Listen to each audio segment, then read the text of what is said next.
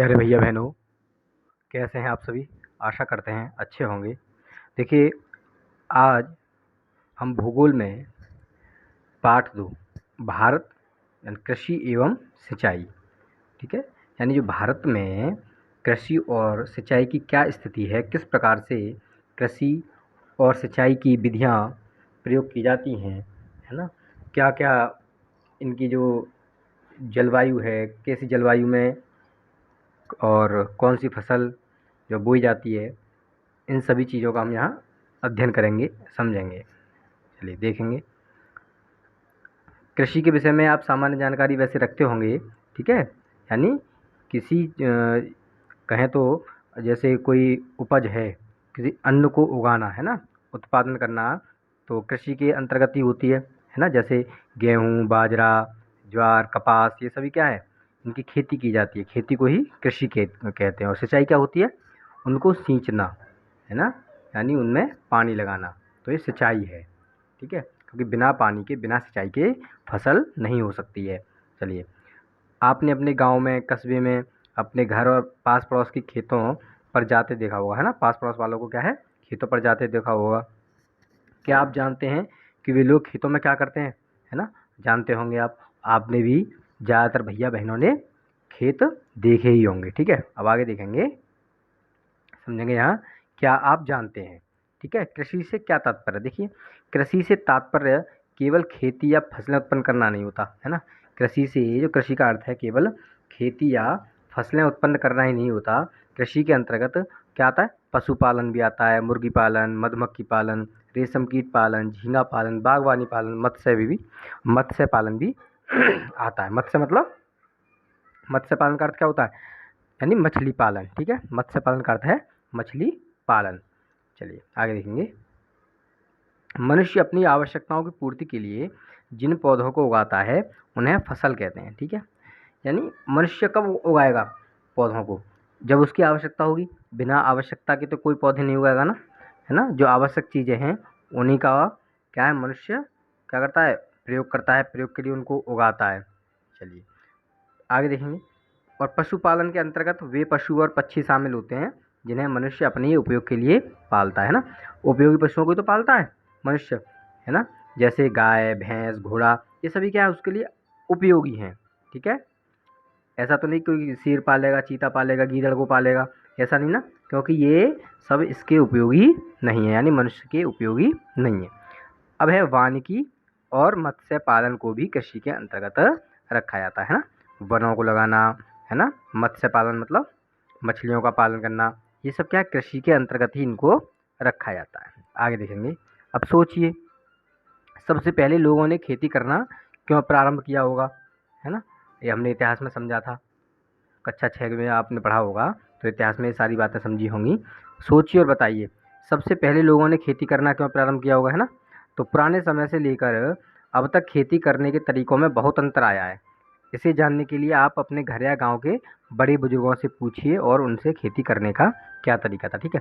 तो आपके बड़े बुजुर्ग जो हैं वो बताते होंगे कि प्राचीन समय में खेती कैसे हुआ करती थी, है ना? आज आधुनिक तरीके के यंत्र हैं खेती करने के लिए। जैसे आप मान लीजिए, आप नुमाइश जाते हो, तो नुमाइश में कृषि प्रदर्शनी लगती है, तो वहाँ विभिन्न प्रकार के, उस कृषि प्रदर्शनी में क्या है, कृषि से संबंधित नए-नए यंत्र हैं, नई-नई मशीनें आप जो है देखते हैं, ठीक है?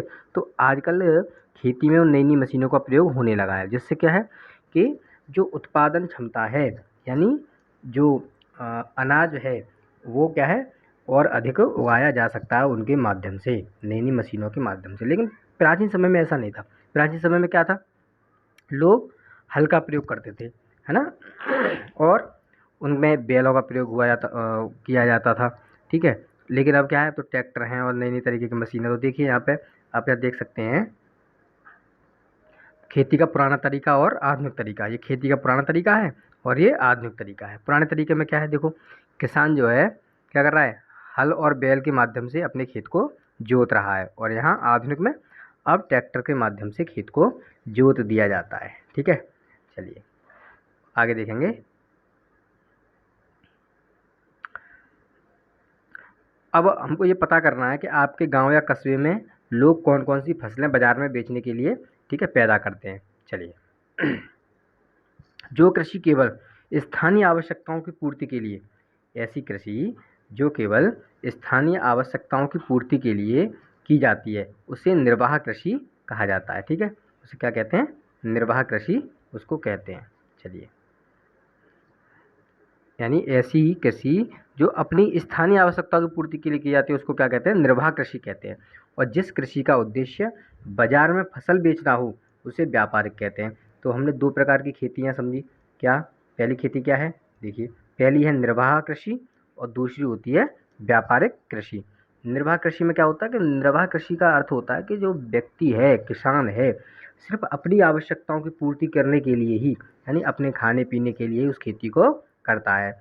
लेकिन दूसरी होती है व्यापारिक खेती, व्यापारिक कृषि। उसका अर्थ क्या है कि उसको उगा करके बाजार में उससे उसके उत्पादन को बाजार में बेचना, जिससे क्या हो? व्यापारिक लाभ हो, है ना, धन हो। अगर उसको अपने घर में रखेगा व्यक्ति तो उसका कोई उपयोग वो नहीं कर पाएगा। ठीक है, तो व्यापारिक लाभ के लिए ऐसी खेती की जाती है। तो खेती दो प्रकार की, निर्वाह कृषि और व्यापारिक कृषि। चलिए, अब आगे देखेंगे।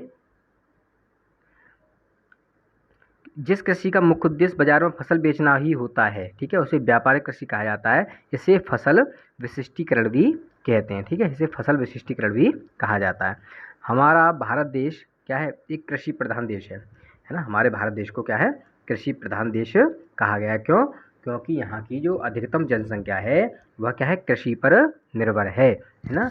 यहाँ पर सर्वाधिक खेती होती है। ठीक है, ऐसा इसलिए इसको कृषि प्रधान देश कहा गया है। हमारे देश में लगभग जो 55% लोग क्या है? कृषि पर निर्भर हैं। और देश की कुल राष्ट्रीय आय का लगभग 17% कृषि से प्राप्त हुआ है। जो देश की कुल राष्ट्रीय आय है ना, उसका लगभग 17% क्या है? कृषि से ही प्राप्त होता है। विभिन्न प्रकार की जलवायु तथा विभिन्न मिट्टियों के कारण देश में लगभग सभी प्रकार की फसलें उगाई जाती हैं। ठीक है, क्योंकि क्या है? जो हमारा देश है, हमारे भारत देश में क्या है? प्रांत के हिसाब से देखा जाए तो अलग अलग प्रांतों में अलग अलग प्रकार की जलवायु और मिट्टियाँ पाई जाती हैं। ठीक है, जैसे कि जम्मू कश्मीर में चले जाइए तो जम्मू कश्मीर क्या है? हमारे ठंडी प्रदेश हैं, है ना, है तो भारत में ही। ठीक है, तो इस प्रकार से वहाँ की जलवायु मिट्टी अलग है। लेकिन वहाँ यानी कि जो हम अपने उत्तर प्रदेश में जो फसल हम यहाँ उगाते हैं तो वह जम्मू कश्मीर में हो जाए, ऐसा नहीं। जम्मू कश्मीर की फसल जो वहाँ जो लोग उगाते हैं वो हमारे उत्तर प्रदेश में नहीं हो सकती है। ठीक है, तो इस प्रकार से क्या है? ये जलवायु विशिष्टता है। आगे देखिए, अब जो हमारे देश में पैदा होने वाली फसलें हैं ना, उनको 3 वर्गों में रखा जाता है। तो पहली है खाद्यान्न फसलें, दूसरी हैं नकदी फसलें और तीसरी हैं पेय एवं बागानी फसलें। चलिए, तो देखेंगे खाद्यान्न फसलें क्या होती हैं। ठीक है, तो खाद्यान्न फसलों में हम देखेंगे जो खाने योग्य हैं, जिनको हम खा सकते हैं, जैसे गेहूँ, चावल, जौ, चना, मटर, दालें, ज्वार, बाजरा। तो ये खाद्यान्न फसलें हो गई, यानी जो जिनका प्रयोग हम खाने के लिए करते हैं वे कैसी फसलें कहलाती हैं? वे हमारी खाद्यान्न फसलें हैं। दूसरा नकदी फसलें। नकदी फसलें क्या हैं? जैसे गन्ना, कपास, जूट, तिलहन, तंबाकू, है ना। तो ये सभी क्या है? ये नकदी फसलों के अंतर्गत आती है, जिनका प्रयोग हम व्यापार के रूप में करते हैं। व्यापारिक कृषि के अंतर्गत इनको किया जा सकता है। चलिए, पेय एवं बागानी फसलें भी बोलते हैं इनको।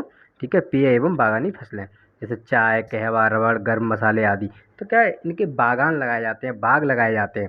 जिसमें चाय है, कहवा मतलब कॉफ़ी, रबड़, ये सारी चीज़ें होती हैं। तो इनको 3 भागों में विभाजित कर दिया गया है अपने देश में पैदा होने वाली फसलों को, खाद्यान्न, नकदी और पेय और बागानी फसलें। ठीक है, आगे देखेंगे। ये क्रियाकलाप है आपके लिए, इसको देख लेंगे, अब करेंगे। अब कृषि के फसलों के प्रकार की बात करेंगे तो हम बात करेंगे अपने भारत में तो कृषि की जो प्रकार है, सबसे पहले रबी की फसल होती है, फिर दूसरी खरीफ, तीसरी जायद। यानी जो कृषि की जो फसलों के प्रकार है 3 प्रकार होते हैं, रबी, खरीफ और जायद। रबी में क्या होती है? देखो, रबी का समय देखिए, रबी की फसल का समय जाड़े के प्रारंभ में बोई जाती है और ग्रीष्म ऋतु के प्रारंभ में काट ली जाती है। यानी जब सर्दी पड़ती है तो उसके प्रारंभ में उनको बो दिया जाता है और गर्मियों में जब गर्मी शुरू होती है तो उसको काट लिया जाता है। ठीक, जैसे गेहूँ, चना, जौ, मटर, सरसों, अलसी और राई। ठीक है, तो इस प्रकार की फसलें क्या कहलाती हैं? रबी की फसल कहलाती है। अब देखेंगे खरीफ की फसलें। खरीफ की फसलों के अंतर्गत क्या रखा गया है, जो इसका समय है वर्षा ऋतु जब प्रारंभ होती है, जब बो दी जाती है, और सर्दियों के प्रारंभ में काट ली जाती है। ठीक है, जब सर्दियों के प्रारंभ में काटी जाती है तब उनमें कौन सी हैं, धान, मक्का, ज्वार, मूंग, जूट, मूंगफली आदि। ठीक है, अब देखेंगे जायद की फसलें। जायद की फसलें क्या हैं, समझिए। ये मार्च और अप्रैल में बोई जाती हैं, है ना, और अप्रैल में बोई जाती हैं, और उपज तैयार हो जाने पर इनको प्राप्त कर लिया जाता है, यानी ये बहुत जल्दी ही तैयार हो जाती हैं। इनमें क्या है, जैसे तरबूज, खरबूज, ककड़ी, सब्जियां जो इस समय आप देख रहे हैं, तरबूज, खरबूज, खीरा, ककड़ी, ये सारी सभी चीज़ें जो आ रही हैं सभी किसके अंतर्गत है, जायद की फसलों के अंतर्गत आती है। ठीक है, इनमें पानी की अधिक मात्रा होती है, इनमें सब्जियों में होती है नहीं होती, तरबूज, खरबूज, ककड़ी, खीरा, ये सभी चीज़ें हैं। ठीक है, प्यारे भैया बहनों, आज आप इतना ही समझेंगे, आगे की वीडियो में आपको आगे समझाया जाएगा। धन्यवाद।